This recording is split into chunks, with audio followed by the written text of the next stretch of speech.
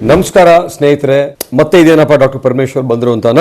ಶಿವರಾತ್ರಿ ಬರ್ತಾ ಇದೆ, ಮುಂದೆ ರಂಜಾನ್ ಬರ್ತಾ ಇದೆ, ಮತ್ತೆ ನಮ್ ಕ್ರಿಶ್ಚಿಯನ್ ಬಾಂಧವರಿಗೆ ಈಸ್ಟರ್ ಬಂದಾಗ ನಾವೆಲ್ಲ ಉಪವಾಸ ಮಾಡ್ತೀವಿ. ಉಪವಾಸ ಯಾಕಪ್ಪ ಮಾಡ್ತೀವಿ ನಾವೆಲ್ಲ?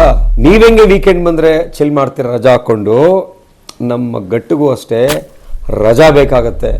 ಯಾಕೆ ರಜಾ ಬೇಕಾಗತ್ತೆ ಅಂದ್ರೆ ಇಡೀ ವಾರ ಕೆಲಸ ಮಾಡ್ತಾ ಇರುತ್ತೆ. ನಮ್ಮ ಗಟ್ಟಿಗೆ ರಜಾ ಕೊಟ್ಟ ಅಂತ ಹೇಳಿದ್ರೆ ನಮ್ಮ ದೇಹದಲ್ಲಿ ಆಟೋಫೇಜಿ ಅಂತ ಒಂದು ಪ್ರಕ್ರಿಯೆ ಶುರುವಾಗಿ ದೇಹದಲ್ಲಿರುವ ಎಲ್ಲಾ ಒಂದು ಗಟ್ಟಲ್ಲಿ ಏನ್ ಸೆಲ್ಸ್ ಇರುತ್ತೋ ಅದನ್ನೆಲ್ಲ ತೆಗೆದಾಕ್ಬಿಟ್ಟು ಒಂದು ಹೊಸ ಗಟ್ಟು ತರ ಸೃಷ್ಟಿಯಾಗಿ ಕೂತ್ಕೊಳ್ಳುತ್ತೆ. ಆವಾಗ ನಮ್ ಗಟ್ಟು ತುಂಬಾ ಚೆನ್ನಾಗಿ ಕೆಲಸ ಮಾಡುತ್ತೆ. ನಮ್ಗೆ ಹೇಗೆ ವೀಕ್ಲಿ ರಜಾ ಇರುತ್ತೋ ಅದೇ ರೀತಿ ನಾವು ಗಟ್ಟಿಗೆ ರಜಾ ಕೊಡ್ಬೇಕು.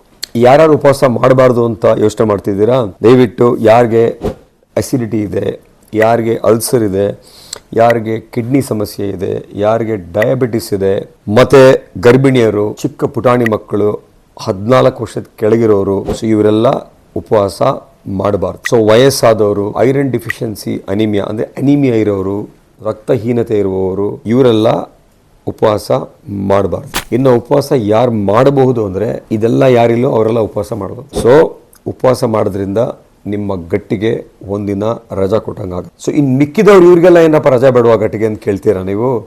ಇವ್ರಿಗೆಲ್ಲ ಒಂದು ಡಯಟ್ ಪ್ಲಾನ್ ಅಂತಲೇ ಇರುತ್ತೆ, ಡಯಟಿಷಿಯನ್ ಇರ್ತಾರೆ, ಅಥವಾ ಒಂದು ವೈದ್ಯರು ಹೇಳೋ ಪದ್ಧತಿಯಿಂದ ಆ ವೈದ್ಯರು ಹೇಳೋ ಮಾರ್ಗದಲ್ಲಿ ಹೋಗಬೇಕಾಗತ್ತೆ.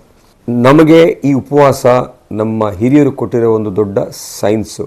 ಯಾರು ಮಾಡಬೇಕು ಯಾರು ಮಾಡಬಾರ್ದು ಅಂತ ಗೊತ್ತಿರ್ಬೇಕು ಚೆನ್ನಾಗಿ. ಸೊ ಉಪವಾಸ ಮಾಡೋಕ್ಕೆ ಮೊದಲು ನಿಮಗೆ ಈ ಸಮಸ್ಯೆಗಳೆಲ್ಲ ಇದ್ದರೆ ದಯವಿಟ್ಟು ಉಪವಾಸ ಮಾಡಬೇಡಿ, ಆಯಿತಾ? ಸೊ ಎಲ್ರಿಗೂ ಒಳ್ಳೆಯದಾಗಲಿ.